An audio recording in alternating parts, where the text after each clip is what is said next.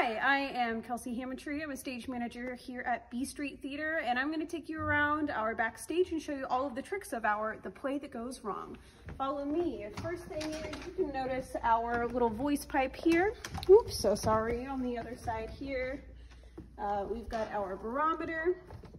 Now, during the show, Dave and Jason's characters have to hold up these two items, as well as our painting, which you can see right over here. This is of Charles's father, or John's father.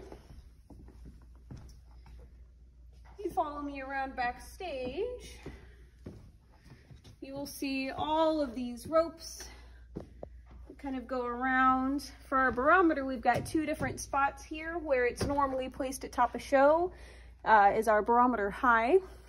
And you pull it, just a little magnet. Sometimes the barometer likes to stick.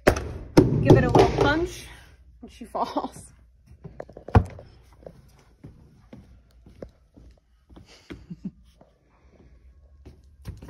For our voice pipe, we've got ours on a string, and the crew member will be untying this, waiting for my standby, and when I give the go, they drop that and hold on to it so that way they don't completely lose the string for the first part until the time where it's supposed to actually fully fall off of the wall after their sword fight.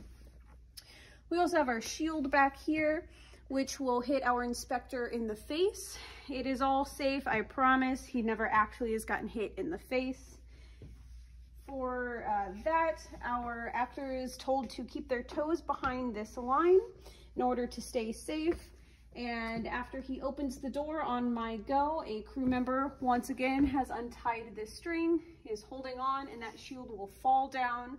And it will never bridge past this little gap here, so our actor is always safe as long as he makes sure his toes are behind this line. For our door, since we're here, there is a moment where Dave's character says we're trapped. He gives it a little push, and he pulls onto this little lip right here that you can see. So the door goes one direction and the frame goes another direction. That happens pretty easily with releasing these four latches here.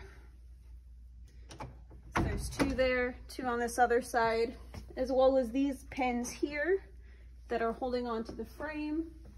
And on my go, the crew members take away the door and go on stage, take away that frame, and we continue the scene with a big open gap in our wall. Our curtains fall as well, pretty simply by pulling on these little strings here.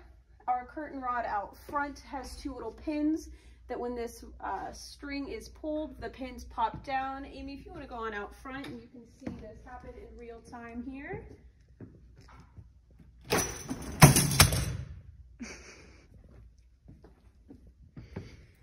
So that's how all of that works. During our show as well, like I mentioned, that painting, ours doesn't fall all the way. We just have it go a little crooked by releasing this carabiner here to let it swing, and it's a pretty easy reset back into place. Our Annie, who is played by Tara, at one point has to first put her mantle on stage. That's during the whole pre-show bit. And we have these magnets here that our crew members have set whenever it's time and will release for Trevor's speech when given the cue. And so Annie, whenever she has to grab onto the candlesticks and the personal items, she just punches her hands right through this wall. And whenever Dennis closes the door from her face, a little shove, and she's hidden in the darkness. So for our Sandra, the moment where she sticks her arm through the door and then magically appears through the clock after the door is slammed on her arm, we actually have a crew member who is standing here at the door while our real Sandra has walked around the wall as the curtains are down, so we don't want to accidentally see her in this moment. She goes through this little hidden doorway here into the back of our clock. A crew member closes the door behind her.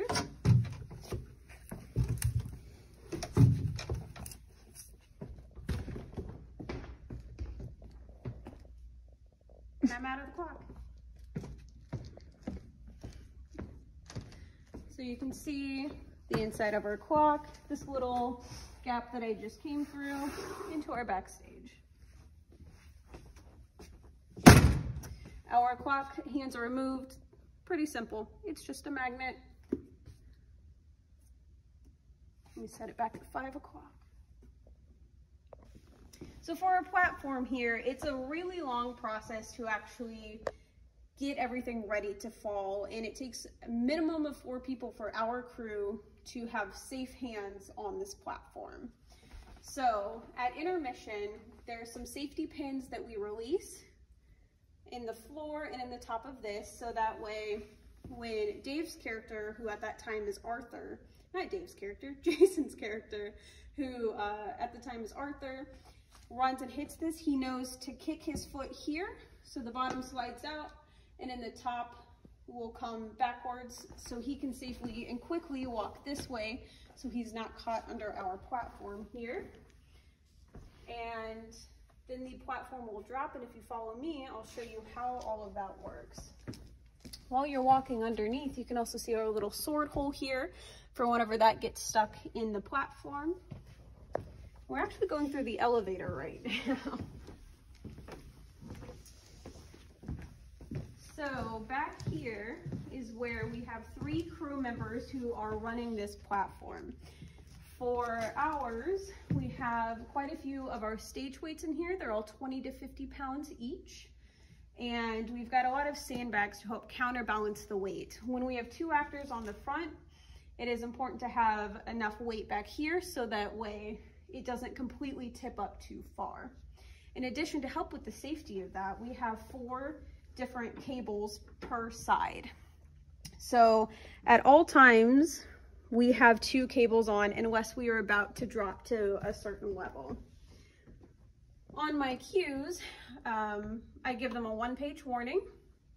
For my crew, I then give them a standby, which is their cue to release the level that we are currently on with hands on this rope here.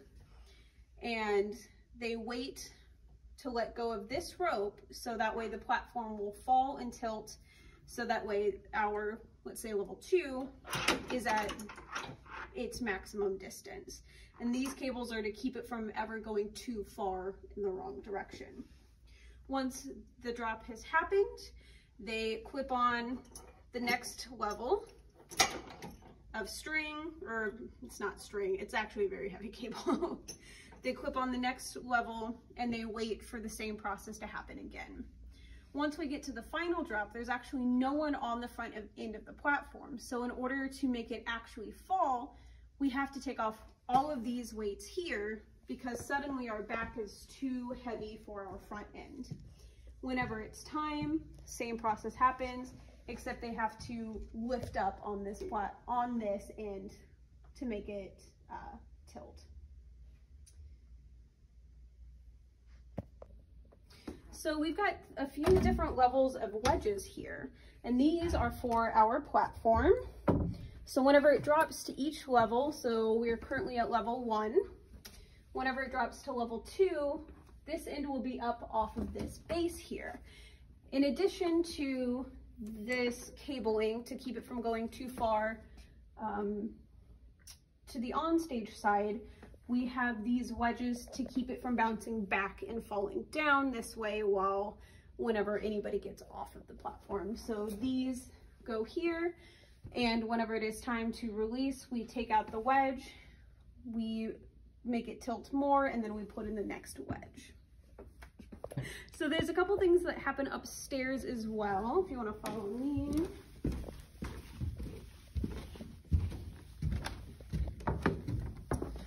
So whenever the first drop has happened, the actors try to reach for the door to exit, but the handle comes off in their hand. It's pretty easy. We clearly don't have a doorknob on this side. We just have this handle, which is actually how you open and close our door. And on my cue, once everybody has been inside and used the door, this pin is released. So that way the actors on the other side, whenever they're supposed to reach for the handle, just pull it out. And you're stuck with the door handle and can't open a door. So for our voice pipes, we have one actor who is standing up here. Our Perkins is up here. Clearly, I'm facing the wrong direction.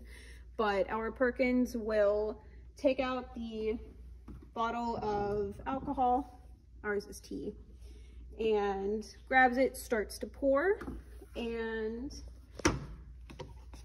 this tube runs through our wall, and if you want to follow to this side, the tube continues, and you can see this little bucket that we catch the liquid in. On the other side, it's a little bit of a walk.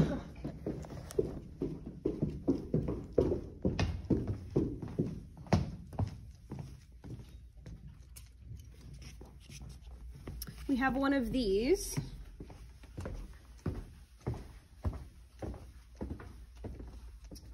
So when this happens, this bag is hanging up here, and we've got the traditional tube that comes with it that feeds through this hole into the voice pipe, and the crew member will squeeze onto this bag so that way the water will start flowing through into here, so Dave's character can see the water, dump it out into our coal scuttle.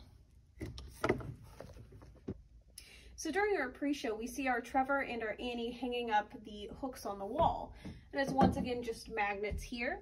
And for us, our Thomas has a coat that is heavy enough that whenever he goes to hang up the coat, it just falls. So we don't have to worry about moving any pegs or releasing these hooks or anything like that.